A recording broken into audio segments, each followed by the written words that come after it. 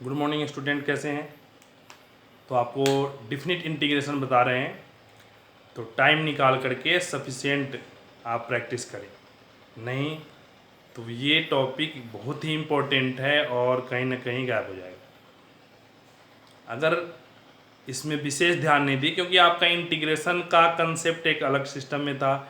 Definite में उसके property use करते हुए भी उसको यूज करना है, मीन्स ये एकदम अलग सा है और वेरी वेरी इंपॉर्टेंट टॉपिक है। पहले ही बताए थे कि यहाँ से 100% हर साल क्वेश्चन आते ही आते हैं एग्जाम पॉइंट ऑफ व्यू से। तो हर साल एक एक्सरसाइज पढ़े और कंफर्म क्वेश्चन आए तो उस एक्सरसाइज को तो बहुत ही बढ़िया से पढ़ना चाहिए। ठीक है, तो ध्यान देंगे और सोल्व करेंगे। ठीक है, चलिए अब क्वेश्चन है, बताए थे मोड का पिछले वीडियो में। एक और क्वेश्चन देखेंगे, थोड़ा सा अलग है। 0 से 3/2,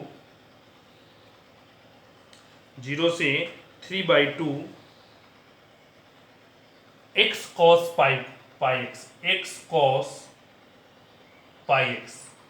अब इसमें तो सिंपल अगर मॉड है तब तो हम तुरंत डिसाइड कर लेते हैं कि कहाँ पॉजिटिव होगा कहाँ निगेटिव। अच्छा, वो बीच वाला 0 हुआ और उसके इधर पॉजिटिव, इसके उधर निगेटिव। अब कॉम्बिनेशन ऑफ फंक्शन हो तब मॉड के बीच की वैल्यू कैलकुलेट करना थोड़ा सा टफ वर्क हो जाता है। अल्टीमेट मॉड तो रहना नहीं है, क्योंकि मॉड रहेगा इंटीग्रेट नहीं होगा, मॉड तो हटाना है।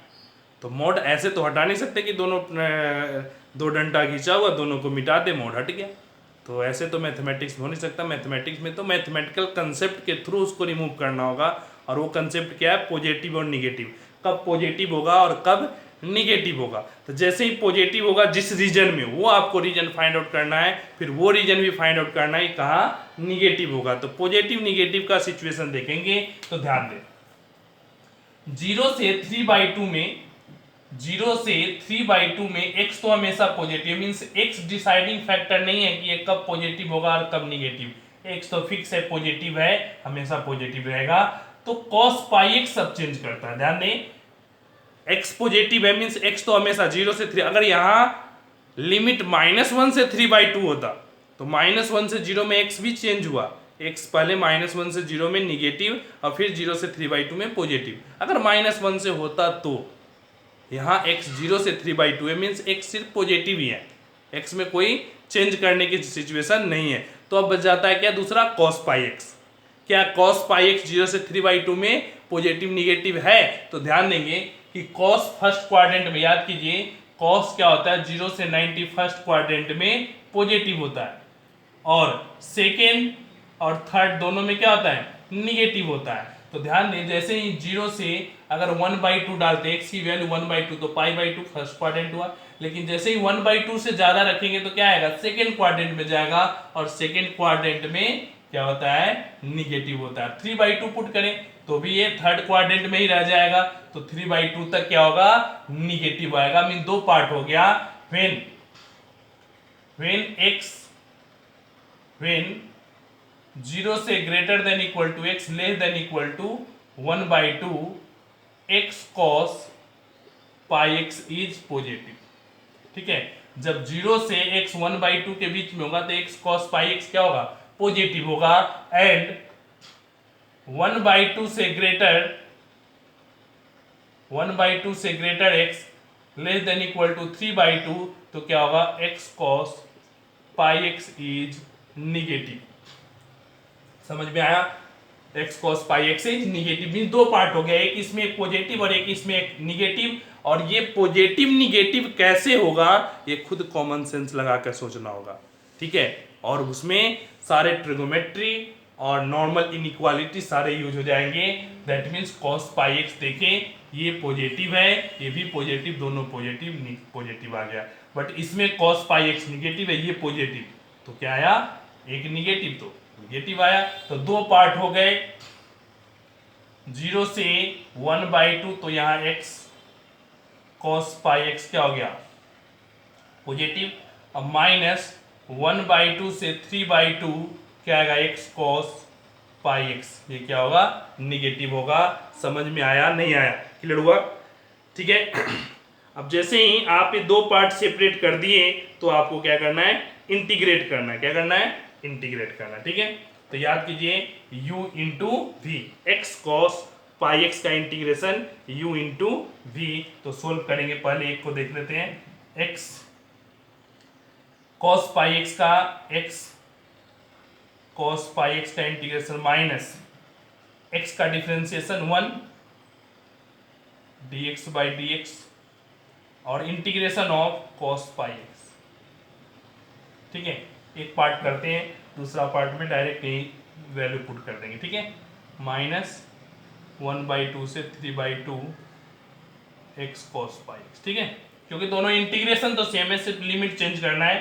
तो एक बार पहले इसे इंटीग्रेट कर लें। यहाँ लिमिट क्या है, 0 से 1/2, 0 से 1/2। ठीक है, एक साथ इंटीग्रेट कर ले, डायरेक्ट एक ही बार वैल्यू पुट कर देंगे। एक ही बार इंटीग्रेट करने के बाद 0 से 1/2 पुट कर दें। ठीक है, अभी फाइनली क्या आ जाएगा, x into cos pi x का integration sine pi x by pi minus cos pi x का integration sine pi x by pi. ठीक है, 1/2, इसको एज इट इज रहने देते हैं। फिर फाइनल देखिए क्या, x sign pi x by pi, again इसका इंटीग्रेशन करेंगे तो माइनस कॉस, तो minus minus plus cos pi x by pi square और 0 से 1/2। ये आ गया इसका final integration, x sign pi x by pi plus cos pi x by pi square. ठीक है, तो यही इंटीग्रेशन दूसरे पार्ट का भी आएगा, x sign pi x by pi plus cos pi x by pi square. ये इंटीग्रेशन दूसरे पार्ट का, बट इसका लिमिट होगा 1/2 से 3/2। इसका लिमिट 0 से 1/2, उसका 1/2 से 3/2, दोनों का इंटीग्रेशन सेम है तो सेम आएगा, बस लिमिट चेंज होगा। ठीक है, अब ध्यान देंगे, तो लिमिट अब पुट करेंगे, फाइनल आंसर क्या होता है, आंसर तक लाते हैं। ठीक है, एकदम पेशेंस से कैलकुलेट करें। ठीक है, चलिए इसको भी हटा देते हैं। चलिए तो अब देखते हैं, जैसे ही पहले हम 1/2 डालें, x की वैल्यू क्या 1/2, एक एक पार्ट। तो जैसे ही x की वैल्यू 1/2 डालेंगे तो ये 1/2 हो गया, तो 1/2 पाई, 1/2 पाई, और यहाँ 1/2 डाले तो 1/2 पाई/2, और साइन 90 क्या होता है 1 होता है। तो पहला आपको सिंपल सा आ गया क्या 1/2 पाई। ठीक है, क्लियर हुआ। दूसरा पार्ट, यहां अगर हम 1/2 डालते हैं तो साइन कॉस 90, 1/2 कॉस 90, कॉस 90 क्या होता है 0, तो 1/2 और दूसरा पार्ट हो गया 0। अब 0 डालते हैं तो 0 इंटू ये 0, और 0 यहां डालेंगे तो क्या आएगा, 0 डालेंगे तो cos 0 की वैल्यू 1, तो ये क्या आएगा -1/पाई²। समझ में आया या नहीं आया, 1/2 पाई माइनस 1/पाई²। फिर से ध्यान दें, 1/2 डाले साइन 91, 1/2 पाई, यहाँ 1/2 डालेंगे cos 90 0, इसलिए ये 0 हो गया। ठीक है, अब डिनोमिनेटर दूसरा पार्ट निगेटिव 0 जैसे डाले कैंसिल, 0 यहाँ डालेंगे cos 0 1, तो 1/पाई², सेकेंड पार्ट आ गया ये। अब नेक्स्ट पार्ट में देखेंगे इसके। ठीक है, क्लियर हुआ। -3/2 डालें, 3/2 डालेंगे तो 3/2 पाई, 3/2 पाई, बट साइन पाई एक्स है तो यहाँ 3/2 डालेंगे तो 3π/2, और 3π/2 क्या होता है साइन 3π/2, 270 मीन्स -1, तो ये आ जाएगा -3/2 पाई। ठीक है, -3/2 पाई, क्लियर हुआ। अब दूसरे में डालेंगे तो ये cos 90 0, 90 का फॉर्म आ गया, 270 ये भी 0। अब 1/2 डालें, 1/2 डालेंगे निगेटिव, 1/2 डाले तो 1/2 पाई। ठीक है, और साइन 90 यहाँ 1/2 डालेंगे, साइन 91, इसलिए आ गया 1/2। अब इसमें 1/2 डाले पाई/2 cos 90 0, इसलिए टर्म 0 हो गया, तो ये आ गया आपका -3/2 पाई -1/2 पाई। ठीक है, अब ये आया 1/2 पाई -1/पाई स्क्वायर, अब +3/2 पाई और +1/2 पाई। ठीक है, समझ में आया, क्लियर हुआ। अब इसे एलसीएम लेके सोल्व करें तो 3/2 पाई 1 4 है और 1 5, 5/2 पाई और ये आ गया 1/पाई स्क्वायर। तो इस तरीके से आपका फाइनल आंसर आया 5/2 पाई -1/पाई स्क्वायर। ठीक है, क्लियर हुआ, समझ में आया। तो इसका थोड़ा सा कैलकुलेशन कॉम्प्लेक्स है, तो पेशेंस से ध्यान देंगे और समझेंगे वैल्यू पुट करके। ठीक है, तो इस तरीके से आप देखें डिफिनिट इंटीग्रेशन। अब आपको बताते हैं वेरी वेरी इंपॉर्टेंट टॉपिक। एक तो डिफिनिट इंटीग्रेशन ये टॉपिक है जहां से फिक्स है क्वेश्चन आएगा। दूसरा जो आप टॉपिक पढ़ा रहे हैं एरिया बाउंडेड बाय कर्व। ठीक है, आज शुरू करते हैं। तो एरिया बाउंडेड बाय कर्व भी बहुत ही इंपॉर्टेंट टॉपिक है। यहाँ से भी फिक्स हर साल 6 नंबर का कम से कम, हो सकता है एक आधे ऑब्जेक्टिव में भी बढ़ा दें, बट 6 नंबर का क्वेश्चन तो हर साल अब तक जब से एग्जाम हो रहा है एक क्वेश्चन 6 नंबर में तो पूछता ही पूछता है। तो ध्यान देंगे और समझेंगे, ठीक है, कि एरिया बाउंडेड बाय कर्व कैसे सोल्व करते हैं। ठीक है, ध्यान देंगे। बताए थे डिफिनिट लिमिट है जिस सब में आपको, तो अगर a से b fx dx है, अगर इंटीग्रेट करते हैं, अगर हम इंटीग्रेट करते हैं तो सपोज दैट ए फंक्शन है कोई भी, मान लेते हैं ये a है और ये क्या है b है।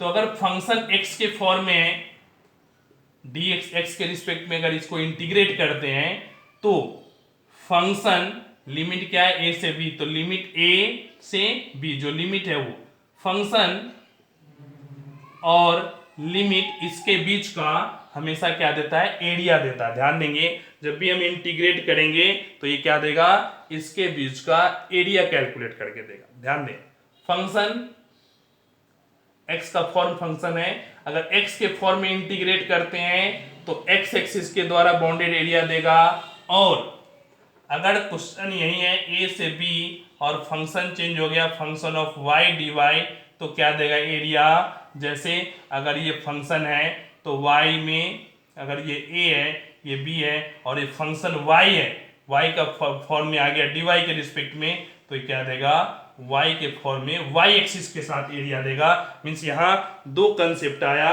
एक तो x एक्सिस के साथ और एक क्या है y एक्सिस के साथ। तो ध्यान दिए, x और y एक्सिस मीन दोनों साइड हम इंटीग्रेट कर सकते हैं, दोनों अकॉर्डिंग टू क्वेश्चन। किसी क्वेश्चन में x एक्सिस पे कैलकुलेट करना आसान होता है, किसी क्वेश्चन में y एक्सिस पे कैलकुलेट करना होता है। अकॉर्डिंग टू क्वेश्चन हम y एक्सिस पे भी कर सकते हैं और x एक्सिस पे भी कर सकते हैं। मींस हमें a से b इंटीग्रेट करना है तो फंक्शन को इंटीग्रेट करेंगे तो फंक्शन और लिमिट के बीच x एक्सिस के साथ जो बाउंडेड रीजन बनेगा वो एरिया देगा। ये तो आपका थोड़ा सा बेसिक कंसेप्ट हो गया।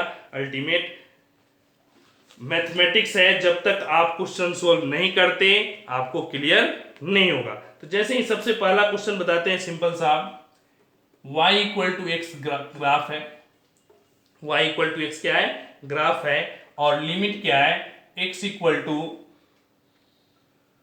-1 से x equal to 2, means a और b दिया हुआ है। ठीक है, ध्यान से समझेंगे। तो जैसे ही हम इंटीग्रेट करें तो डायरेक्ट इंटीग्रेट नहीं करें, पहले आप एक रफ स्केच ग्राफ बनाएं। ध्यान दें, अक्सर बच्चे मिस्टेक करते हैं, डायरेक्ट इंटीग्रेट करते हैं, उल्टा सीधा आंसर लाते हैं। ध्यान देंगे, पहले तो y equal to x function है, तो y इक्वल टू एक्स का स्ट्रेट लाइन होता है, नहीं y इक्वल टू एक्स का ग्राफ नहीं याद है तो 0 पुट करेंगे तो 0 0 एक पॉइंट ये आएगा, 1 पुट करेंगे तो 1 1 दो पॉइंट, दोनों पॉइंट को ज्वाइन कर दें तो आपका ग्राफ आएगा। तो ध्यान दें, अब आप 10th भी पढ़ लिए 11th भी पढ़ लिए, दैट मीन्स आपको एक ग्राफ का बेसिक नॉलेज सभी आ गया। मीन्स बाय डिफॉल्ट अब इलिप्स का ग्राफ ड्रॉ करना है तो पॉइंट ले लेके ड्रॉ नहीं करेंगे, साइन का ग्राफ ड्रॉ करना है डायरेक्ट करेंगे। ठीक है, ऐसे y इक्वल टू एक्स का ग्राफ ड्रॉ करना है, स्ट्रेट लाइन का ग्राफ ड्रॉ करना है। अगर नहीं याद है, वो कंसेप्ट याद नहीं है, तो आप पॉइंट पुट करके भी क्रॉप कर सकते हैं या डायरेक्ट भी कर सकते हैं, कोई दिक्कत नहीं है। ठीक है, तो y इक्वल टू एक्स आप ग्राफ ड्रॉ कर दिए, -1 से 2, ध्यान दें -1 और मान लेते हैं ये क्या है 2, ठीक है। -1 से 2 और x एक्सिस के बीच का ग्राफ क्या है, एक तो ये हो गया और एक ये हो गया। ध्यान दें, कभी भी इस सिचुएशन में डायरेक्ट -1 से 2 नहीं करेंगे। अगर ऐसा करते हैं तो क्या होगा, इसका एरिया निगेटिव आएगा, इसका एरिया पॉजिटिव आएगा, इस पॉजिटिव में से ये क्या होगा, माइनस होकर के आंसर देगा जब एक साथ कैलकुलेट करेंगे तो। ध्यान दें, इंपॉर्टेंट टॉपिक ही, इंपॉर्टेंट कंसेप्ट ही डिस्कस कर रहे हैं, डायरेक्ट आप कंसेप्ट पे आ रहे हैं। ठीक है, -1 से अगर हम डायरेक्ट 2 इंटीग्रेट कर दें, इंटीग्रेट जानते हैं, -1 से 2 इंटीग्रेट कर दिए फंक्शन का, तो अगर ऐसा करते हैं तो क्या होगा, इसके एरिया में से ये एरिया माइनस होकर के आंसर देगा डायरेक्ट। तो इसलिए जब भी इंटीग्रेशन में 2 पार्ट में एरिया, एक पॉजिटिव और निगेटिव, तो उसको 2 पार्ट को सेपरेट करेंगे, सेपरेट करके इंटीग्रेट करेंगे और फिर दोनों को फाइनली मॉडुलस ऐड करेंगे। जैसे अगर ये एरिया है तो जैसे अगर सिंपल जमीन का टुकड़ा एक ये है और एक ये है तो टोटल कितना हुआ, तो दोनों को हम ऐड करते हैं, ना कि इसमें से इसको सब्ट्रैक्ट करते हैं। नहीं, क्लियर हुआ।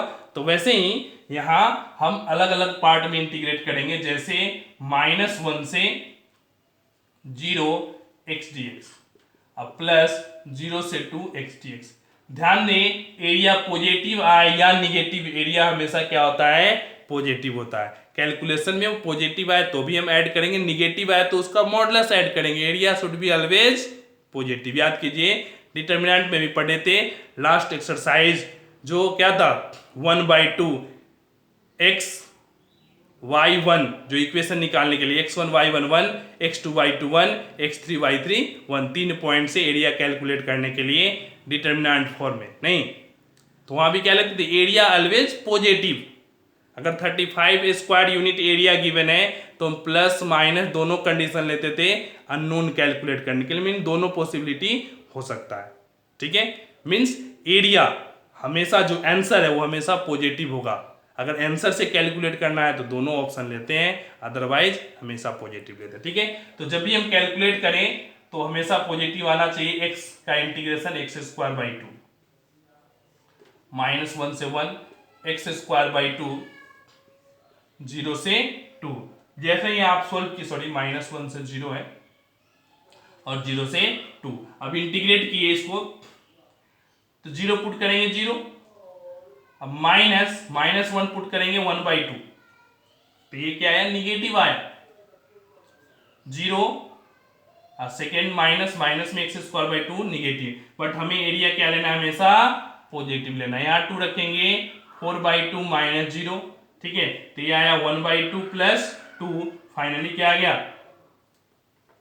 5/2। तो इसका जो एरिया होगा वो 5/2 स्क्वायर यूनिट होगा। समझ में आया, नहीं आया?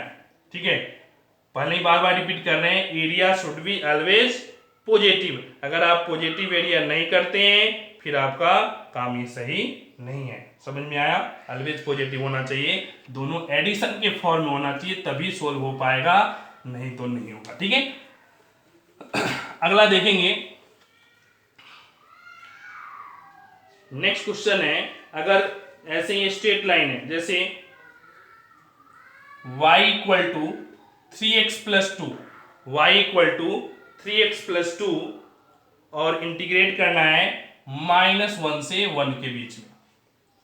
ठीक है, y = 3x + 2 स्ट्रेट लाइन है, -1 से 1 के बीच में एरिया कैलकुलेट करना। तो यहां भी क्या करेंगे, याद कीजिए, जैसे ही अगर हम x 0 लेते हैं तो क्या आता है, y2 पॉजिटिव है, इस टाइप से ग्राफ हो जाएगा। आप अलग अलग पॉइंट लेकर के भी सोल्व कर सकते हैं। समझ में आया, नहीं आया? तो अब ध्यान दिए कि -1 से, अब ध्यान दें, सबसे इसमें इंपॉर्टेंट जो कंसेप्ट है वो क्या है कि ये देखना कि -1 इससे इस साइड में या इस साइड में। अगर -1 इधर है तब तो -1 से 1 हम डायरेक्ट इंटीग्रेट कर दें, लेकिन अगर -1 इस पॉइंट से इधर है तो फिर हमें 2 पार्ट में इंटीग्रेट करना होगा, एक तो इस पार्ट का और एक दूसरे वाले पार्ट का।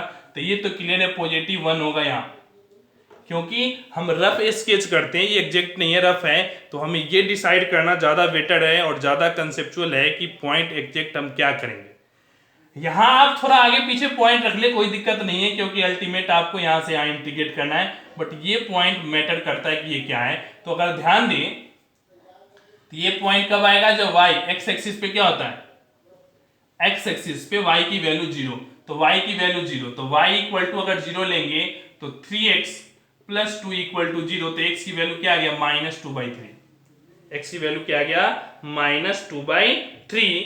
और जैसे ही -2/3 हुआ तो आपको क्लियर हो जाना चाहिए कि -2/3 मीन्स यहां हो गया -2/3, नहीं, अब -2/3 से -1 क्या है, छोटा है या बड़ा, तो -2/3 से -1 क्या होगा, छोटा होगा। मीन्स इस पॉइंट से -1 इधर है, मीन्स एक पॉइंट आपका और आ गया, मीन्स इसका भी एरिया निकालना है और इसका भी एरिया निकालना है, दो पार्ट का एरिया कैलकुलेट करना है। ठीक है, समझ में आया, क्लियर हुआ। अगर ये पार्ट इधर आता, सपोज दैट ये आता -2, तो -2 इधर हो गया, ये पार्ट -2 इधर हो गया, तो हम क्या करते हैं -1 से 1 डायरेक्ट इंटीग्रेट करते, बट यहां नहीं, यहां दो पार्ट में करेंगे, क्योंकि एक पार्ट ये निगेटिव भी आ गया और इधर पॉजिटिव, तो क्या लिखेंगे -1 से -2/3 3x प्लस 2 dx, अब प्लस -2/3 से 1 3x प्लस 2 dx। ठीक है, क्लियर हुआ, -3/2, क्योंकि यहां से लेकर के यहां तक हमेशा ये पॉजिटिव पार्ट आया, एक साथ इंटीग्रेट आएगा, बट ये पार्ट निगेटिव नीचे डाउनवर्ड है, निगेटिव आया, इसको अलग से कैलकुलेट करके मॉड ले ले अगर निगेटिव आए तो। ठीक है, अब क्या आएगा 3x² प्लस 2x, लिमिट है -1 से -2/3, सेम इंटीग्रेशन आएगा 3x² प्लस 2x, और यहां भी लिमिट क्या आएगा -2/3 से 1। ठीक है, अब अल्टीमेट हमें क्या करना है, वैल्यू पुट करके कैलकुलेट करना है और कैलकुलेट करके फाइनल आंसर लाना है। ठीक है, तो हम पुट करें तो क्या आएगा 3 से 3 कैंसिल, 3 से 3 क्या हो गया कैंसिल, सॉरी यहां भी 3 होगा, 3 आता तो 3 से 3 क्या हो गया कैंसिल, नहीं 3 है एक्स का, सॉरी 3x² 2, एक्स का इंटीग्रेशन x² 2, ये सही है 3x² 2। ठीक है, क्लियर हुआ, x का इंटीग्रेशन x² 2 3 है, 3x² 2 का 2x 3x² 2x। ठीक है, अब वैल्यू पुट करेंगे तो क्या आएगा, अपर लिमिट तो 3/2 x² -2/3 का होल स्क्वायर, प्लस 2 इंटू -2/3। ठीक है, माइनस 3/2 -1 का स्क्वायर, अब -2 इंटू -1। ठीक है, ये किसका आ गया, means upper limit minus lower limit. Same process यहां भी 3/2 अपर लिमिट 1 है प्लस 2 1 पुट किए, और माइनस 3/2 -2/3 का होल स्क्वायर। ठीक है, और -2 इंटू -2/3। ठीक है, और इस तरीके से आप एक एक वर्ड को सही से कैलकुलेट करेंगे पेशेंस से, और ये फाइनल आंसर आएगा कैलकुलेशन से 13/3 स्क्वायर यूनिट। ध्यान रखें, क्योंकि एरिया आप कैलकुलेट कर रहे हैं हमेशा स्क्वायर यूनिट में एरिया होगा, तो 13/3 स्क्वायर यूनिट इसका एरिया होगा। समझ में आया, प्रॉपर कैलकुलेशन करेंगे ऐड सब्ट्रैक्ट करके तो। ठीक है, तो इस तरीके से जब भी इंटीग्रेट करना है तो पहले तो हमें ग्राफ बनाना है, एक रफ स्केच करना है, रफ स्केच करने के बाद कहां से कहां तक इंटीग्रेट करना है ये डिसाइड करना है। ये तो सिंगल कैलकुलेशन है, सिंगल कंसेप्ट है। अब आप थोड़ा सा अलग टाइप के क्वेश्चन देखेंगे, जैसे क्वेश्चन है x² 16y, x² 16y and y = 1, y = 4। ठीक है, ग्राफ दिया हुआ x² = 16y, y = 1, y = 4। इस बॉन्डेड रीजन में फर्स्ट क्वाड्रेंट में ठीक है। क्वेश्चन है find the area of region bounded by this x square equal to 16y, y equal to 1, y equal to 4 and the y axis in first quadrant. तो पहले तो हम इसका ग्राफ बनाएंगे। तो अगर एक्स स्क्वायर है तो इस टाइप का ग्राफ होगा, y एक्सिस स्क्वायर होता तो y एक्सिस पे, ठीक है। तो ये ग्राफ हो गया लगभग approximate x square equal to 16y। Question कर रहा है फर्स्ट क्वाड्रेंट मींस इसमें एरिया निकालना किसके साथ, तो y एक्सिस के साथ, ठीक है। तो y इक्वल टू 1 और y इक्वल टू 4 है, यहाँ 0 है, थोड़ा सा ऊपर यहाँ 1 ले लिए और ये आ गया 4, मींस आपको ये एरिया कैलकुलेट करना है। तो क्लियर आ गया कि ये किसका फॉर्म है, किस एक्सिस पे, y एक्सिस पे है। तो हमें फंक्शन भी किसका याद कीजिए, क्या बताए थे, y dy, function of y dy और y का लिमिट लेना है तो y एक्सिस के साथ एरिया देगा। फंक्शन ऑफ x dx और x का लिमिट लेंगे तो x एक्सिस के साथ एरिया देगा, ठीक है।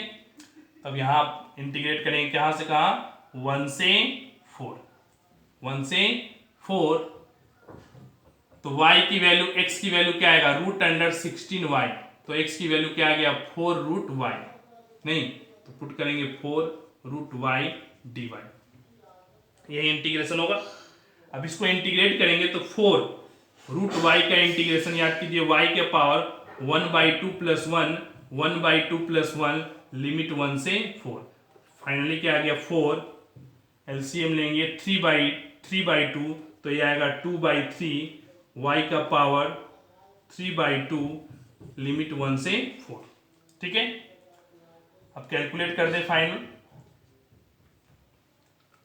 8/3 अपर लिमिट 4 पुट करें तो 4 का पावर 3/2 माइनस 1, 1 का पावर 3/2 1, ठीक है। अब ये फाइनली आंसर क्या आएगा, ध्यान दें, तो 8/3, 4 का पावर, तो पहले तो स्क्वायर रूट निकाले फिर उसका क्यूब कर दे, तो 4 का स्क्वायर रूट 2 और 2 का क्यूब 8, 8 माइनस 1 कितना आ गया, 8/3 इंटू में 7 कितना आ गया, 56/3 स्क्वायर यूनिट, यही आपका क्या हो गया, फाइनल आंसर आ गया। समझ में आया, मींस इंटीग्रेशन अगर आप देखिए इस एरिया बाउंडेड बाय कर्व में तो इंटीग्रेशन बहुत आसान है, इंटीग्रेशन ज्यादा कॉम्प्लेक्स नहीं है। एक ही याद कीजिए, बताए थे आपको, रूट अंडर ए स्क्वायर माइनस एक्स स्क्वायर, यह एक फॉर्मूला इंटीग्रेशन का थोड़ा टफ आएगा, बाकी सारे इंटीग्रेशन ऐसे ही, एक्स का इंटीग्रेशन, एक्स स्क्वायर का इंटीग्रेशन, ठीक है, रूट एक्स का इंटीग्रेशन इस तरीके से सोल्व करने के लिए आता है और हम आसानी से सोल्व कर लेते हैं। क्लियर हुआ, चलिए अब देखेंगे और सिंपल तरीके से। तो इस तरीके से आप देखिए बेसिक के क्वेश्चन है सिंगल कर्व का, और आगे आपको डबल कर्व का इक्वेशन भी पढ़ना है।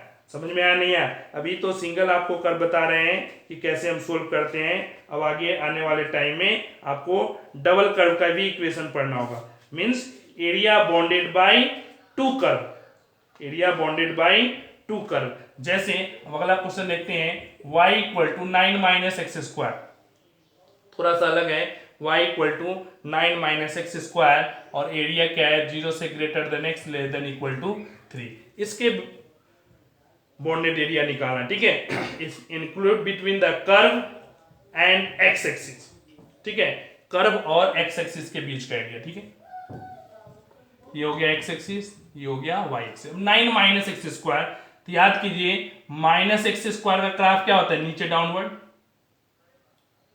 माइनस एक्स स्क्वायर का ग्राफ नीचे डाउनवर्ड, प्लस 9 मीन्स 9 यूनिट ऊपर ग्राफ हो जाएगा, ये आ गया आपका कर्व किसका, 9 माइनस एक्स स्क्वायर का, ठीक है। क्लियर हुआ।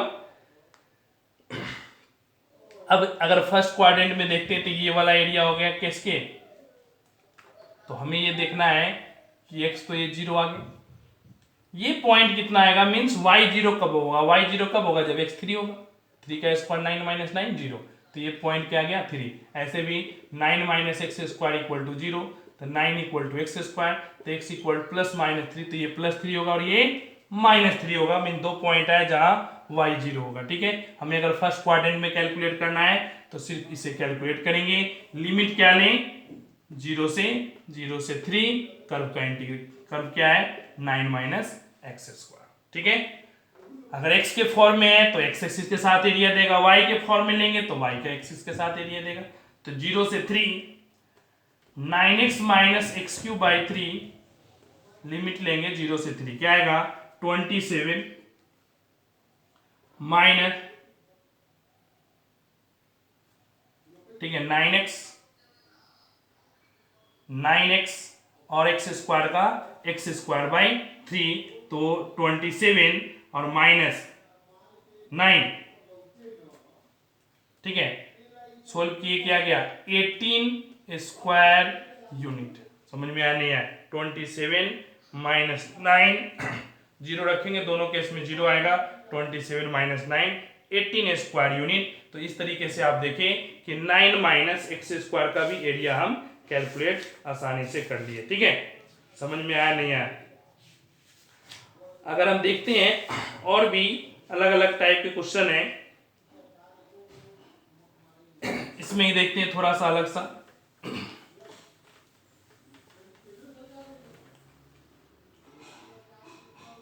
क्वेश्चन है y equal to 9x square, y equal to 9x square, y equal to 1 और y equal to 4, y equal to 1 और y equal to 4 means y axis पे area calculate करना है। ठीक है, फर्स्ट क्वाड्रेंट में इसके the region lying in the first quadrant bounded by this and this, also find the area of the region using integration. ठीक है, तो सबसे पहले तो हम ग्राफ ड्रॉ करें, y equal to 9x square, x square का ग्राफ याद कीजिए, एक्स स्क्वायर अगर 9 है तो कंप्रेस और इस कांस्टेंट के कारण कंप्रेस और एक्सपेंड होता है graph, nature of the graph यही होता है। तो y equal to 9x square, y equal to 1, y equal to 4, तो y इक्वल टू यहाँ 0, y equal to 1, y equal to 4, इसके बीच का एरिया निकालना है। ठीक है, मीन्स 1 से 4 इंटीग्रेट करना है किसको, y के फॉर्म में फंक्शन है, तो y equal to 9x square है, तो क्या आएगा y बाई 9 का root under equal to x, means root y by 3 equal to क्या आ गया x, x की वैल्यू आ गया रूट y बाई 3। इंटीग्रेट करेंगे तो क्या आएगा 1 से 4 रूट y जो बाई 3 है उसको 1 बाई 3 बाहर ले dy, तो 1 बाई 3 रूट y का integration 1 by 2 plus 1 by 1 by 2 plus 1, limit 1 से 4, सोल्व किए तो 1 बाई 3, 2 प्लस 1 3, 3 बाई 2, तो 2 बाई क्या हो जाएगा 3, लिमिट y की वैल्यू क्या आ गया 3 बाई 2, 1 से 4। ठीक है, फाइनली क्या आ गया 2 बाई 9, सेम क्या आएगा 8 माइनस 1 7, मीन्स क्या आ गया 14 बाई 9 स्क्वायर यूनिट। फाइनल जो आंसर है वो क्या आया 14 बाई 9 स्क्वायर यूनिट। और इस तरीके से सिंगल एरिया आप सोल्व किए। ठीक है, अब ध्यान देंगे सिंगल मीन्स ये सब जो एरिया था एक ही कर्व था और बॉन्डेड, मीन्स किसी दो लिमिट के साथ बॉन्डेड था। जो अगला मेन एक्सरसाइज है जहां से डायरेक्ट क्वेश्चन आती है, तो थोड़ा बेसिक आप सीखे कि इंटीग्रेट करके हम एरिया कैलकुलेट करते हैं। जो मेन कंसेप्ट है और मेन एक्सरसाइज जो यहाँ से डायरेक्ट क्वेश्चन आता है वो है अगला एक्सरसाइज जो कल नेक्स्ट वीडियो में बताएंगे। और उसमें क्या है दो कर्व के बीच, मीन्स एक तो जैसे ये सब पैराबोला हो गया, ये क्या है पैराबोला का नेचर, पैराबोला और इलिप्स के बीच का जो बॉन्डेड एरिया होगा, सर्कल और दो सर्कल के बीच का बॉन्डेड एरिया होगा। ठीक है, स्ट्रेट लाइन और इलिप्स के बीच होगा, स्ट्रेट लाइन और सर्कल के बीच होगा, मीन्स दो कर्व के बीच का कॉमन एरिया निकालना है। यहाँ सिंगल कर्व था, उसमें क्या है डबल कर्व है, तो सिंगल थोड़ा सा क्लियर होगा तो डबल मेन, अदरवाइज फाइनली तो डबल पे विशेष कंसंट्रेट करना है और उसको समझना है। वहां से 6 नंबर के क्वेश्चन आएंगे। Thank you.